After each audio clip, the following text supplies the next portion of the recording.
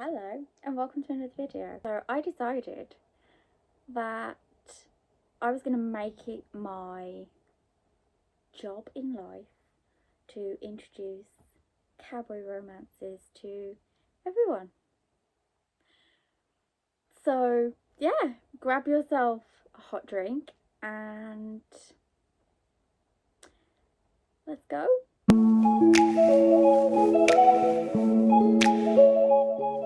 Okay, so some of you may know that I have become a little bit obsessed, and towards the end of last year I saw an Instagram post which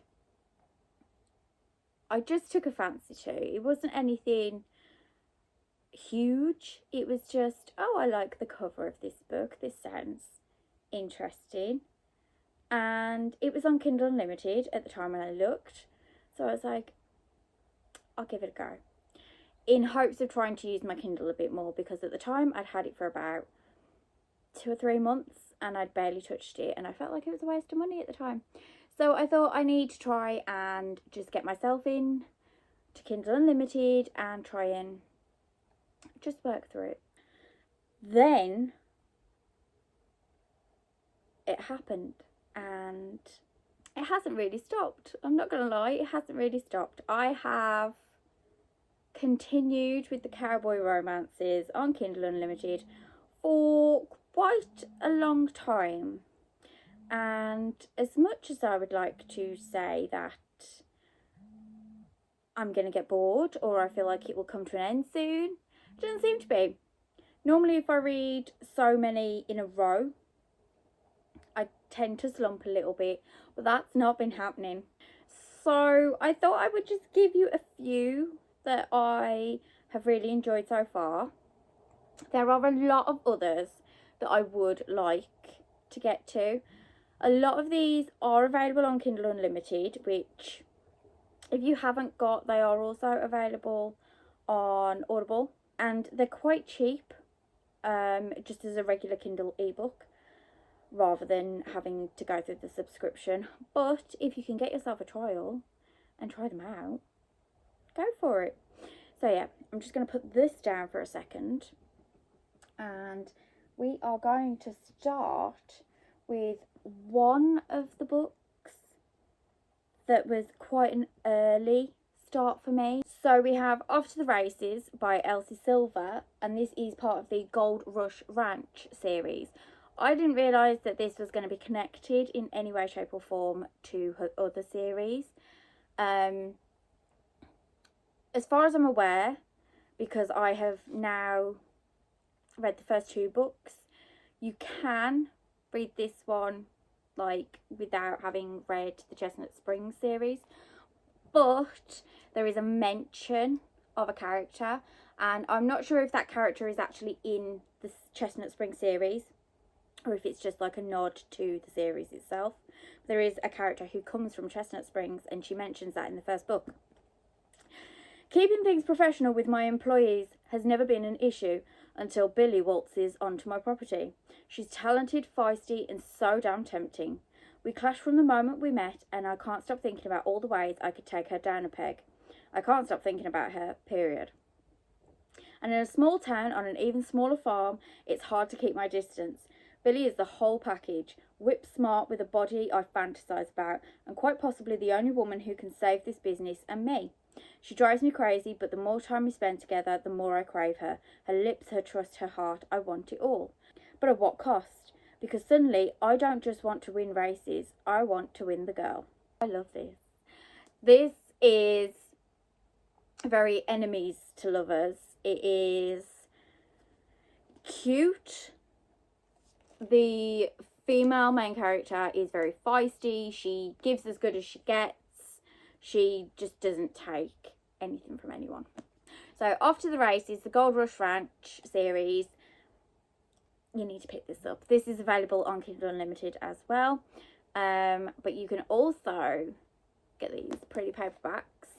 And this book has a novella, which I think is called Out to the races or out of the race, something like that. But the prequel novella is at the end of this book, and as you can see, all the lovely little tabs on there. I tabbed this one, and I have also tabbed the second book. I plan on tabbing the rest of the series. Done Adjusted by Lila Sage. This was a complete cover buy, I won't lie. I really liked the idea that it looked almost comic-like. But obviously, it's got a cowboy hat, so I knew there was going to be cowboys. Not quite as exciting and as fun as Off to the Races, but this says she's off limits, but he's never been good at following the rules. For the first time in her life, Clementine, Emmy Ryder, has no idea what she's doing. She's accomplished everything on her to-do list. She left her small hometown of Meadowlark, Wyoming, went to college and made a career for herself by doing her favourite thing, riding horses. But after an accident makes it impossible for her to get back in the saddle, she has no choice but to return to the hometown she always wanted to escape. Luke Brooks is Meadowlark's most notorious bad boy, bar owner and bachelor. He's also the unofficial fifth member of the Ryder family. As Emmy's older brother's best friend, Luke spent most of his childhood antagonising her. It's been years since he's seen her, but when she walks into his bar and back into his life, he can't take his eyes off her. Against his better judgment, he wants to do a whole lot more than just look at her. As things between Emmy and Brooks heat up, it gets more difficult for him to keep his hands off her. Can he help her get her spark back, or will they both go up in flames? Again, I don't know how much enemies to lovers it is, but we've got brother's best friend here. So it's like forbidden love, brother's best friend. The tropes are troping for this one. Okay, so next is the Haven River Ranch. As far as I'm aware, it's a duology, but Crossroads and Sunlight. I read Crossroads probably 3 or 4 months ago, and then when Sunlight came out, I shelved it for a little bit because I was like, if I read too much of these, I'm going to get into a slump and I'm not going to enjoy them as much. I read this week, and yeah, it's not true. It's not true. I don't think I can get enough of these. These books are incredible. Like, so incredible. I love it so much. So much. There is a depth to the characters which I feel like we don't always get with romance. There seems to be the couple as a couple. You learn a few things about the individuals, but they find ways to get together, and then it's just talking about them as a couple. Whereas this was, I'd probably say, the first sort of series where it was like, okay, I do care about you, but I have some serious issues that I need to sort before we can even consider it. So this says, I met West Haven when I was 8 years old. He taught me to play poker when I was 9, and we made paper aeroplanes together when I was 11. He kissed me when I was 16. He was the best part about my family's summer vacations to Montana. He was the boy who stole my heart. I was 23 when life ripped us apart. Years later, I'm breaking my vow and returning to the ranch, not as a guest, but as its new owner. Wes might want me gone, but even he has to admit the only way to save his family's legacy is with my help. It's not easy working side by side and facing those old memories, but this situation is only temporary. We're at a crossroads, and as long as I don't let myself fall in love with West Haven again, maybe this is our chance to put those ghosts to rest. Maybe this time we'll finally be able to say goodbye. We have enemies to lovers, second chance romance. It's good. So we're going to talk about my most recent find on Kindle Unlimited, and that is Cash by Jessica Peterson. And this is part of the Lucky River Ranch, and I believe that is going to be a series that hopefully follows the Rivers brothers. So the first one Cash. Obviously we follow Cash and we get to see how his life previously made his life now. And there's a lot of trauma. There is trigger warnings for parental loss, which isn't a spoiler, it does get explained quite quickly. My dad and I have been estranged for years, but as his only living relative, it's no surprise he inherits his massive cattle ranch when he dies. Something that is a surprise, the stipulation in his will which requires me to live on the ranch and actively manage it for a year before I can access my inheritance money. I haven't stepped foot in Hartsville, Texas, population 1,000, since my parents split when I was 6. Now a city girl though, through and through, I never imagined having to move back to cowboy country. But I need the money to invest in my company, and a girl's got to do what a girl's got to do. There's just one giant roadblock to my plan. The ranch's foreman, grumpy cowboy Cash Rivers. I don't care how good he looks in his wranglers and chaps. He's rude, he's growly, and he wants me gone. I'd fire him in a heartbeat, but I need this cowboy to teach me the ropes of running a ranch. We're enemies from the get-go, but turns out Cash is really good at his ranch thing. He's got strong hands, an intelligent mind, and let's just say everything really is bigger in Texas. Working alongside him leads to conversations between the stars. Throw in some cheek-to-cheek dancing at the local dive bar and it all feels so right that I start to fall in love with the life on the ranch and maybe with him too. But my stay in Hartsville is only temporary, and you know what they say about cowboys. They may break horses, but they also break hearts.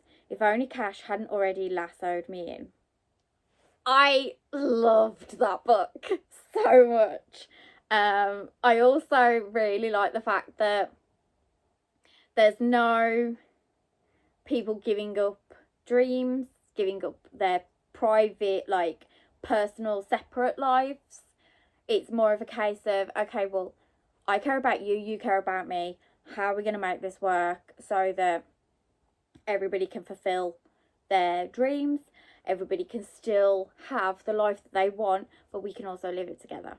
So, excellent book. Again on Kindle Unlimited, and Wyatt is on there, which is the next one, which I've already started reading. And it's already ticking the boxes for me. So I'm going to end this on the books that actually started it all. And that is the Poplar Falls series. I saw a picture on Instagram, immediately fell in love with the covers. I saw that it was available on Kindle Unlimited. I was like, I'll give it a go. Little did I know that this would be the start of something massive for me. Especially seeing as I hadn't really read any cowboy romance before. So, whilst I don't have these physically at the moment, I do plan on getting the bind-ups because the 6 books are split. 3 books in the first, 3 books in the second. I know that there's a novella, which I think is meant to be read either after book 3 or book 4. So the Poplar Falls series by Anne McKelly. I'm going to read the synopsis and you can thank me later when you've tried it. The last place Sophia Lancaster wanted to return to was Poplar Falls. It's a place that holds all the painful memories and unanswered questions she's ever had. One phone call causes her life to take a turn, forcing her back to the town she hasn't stepped foot in over 20 years, and right into the path of Braxton Young. His blue eyes, sinful smile and rough exterior are no match for Sophia. She's there for one reason, and it isn't to fall in love. The sooner she can get out of this small town and back in New York City, the better. However, fate doesn't care for either of their desires. Instead, they are forced to deal with each other, finding their differences aren't as great as they thought. Each day brings them closer to friendship and the possibility of something more. The answer she seeks might not only break her and Braxton apart, but also her heart. I adore how these books are linked by all of the people who work in Poplar Falls.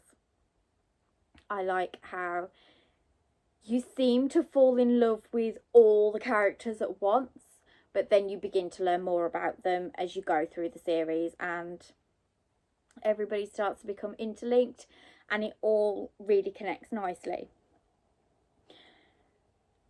There was nothing I didn't like about this series. I ate this series up. I think I literally finished the series in like 2 weeks maybe. And that's saying a lot for me because I just wanted to pick up my Kindle and find out what was going to happen next. I think that once I've got the physical copies, I will be doing a reread. Thank you for coming to my TED Talk today, and I hope that I have brought you in enough to even just try one. I would recommend starting the Poplar Falls series. It's not cheesy. The romance is really cute. The characters have got a bit of sustenance. But I do also recommend Crossroads if you want something a little bit grittier. If that is the correct wording for it. Just the characters have a bit more darkness to their lives. Whilst I am still very much a fantasy, dark academia, thriller, horror girl, I am embracing this newfound love of cowboy romance, and yes, I will be going along with this for as long as it makes me happy, because I think that is something that has been quite the focal point on Instagram lately, and I would just like to put out there that I don't really care if you don't read smut. If you do read smut, these cowboy romances are quite smutty. I will give you that one. The main thing for me is that you read what makes you happy. This channel will always be a channel where I will not yuck anyone's yum. My opinions are exactly that. They are just opinions. But they are personal opinions and personal preferences, which is what reading is. It is your personal preference. I will give warnings to people that it does have smutting, so that if it's not really a thing for you, you know not to go for it. I will never turn anyone away based on what they read. So on that note, thank you for being around and listening to me get all excited and squeal about cowboy romances. I'm sure there will be more of it. Thank you for having a sit down and a hot drink with me.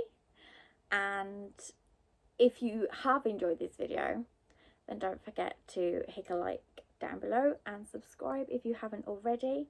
And I will definitely be seeing you around in the next one. Bye.